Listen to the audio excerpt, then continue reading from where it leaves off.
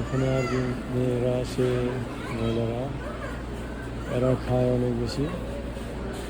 এরা এই ঘি এবং মাখন খাইতে খুব পছন্দ করে। এইখানে আছে সালাদ, অনেক ধরনের সালাদ। এখানে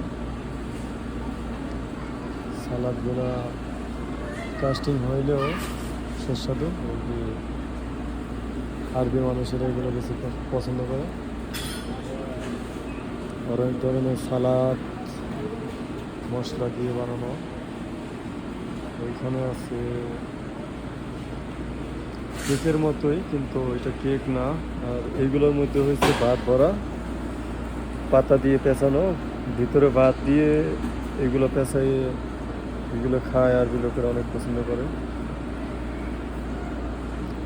এখানে খেলে অনেক ধরনের আইটেম আছে।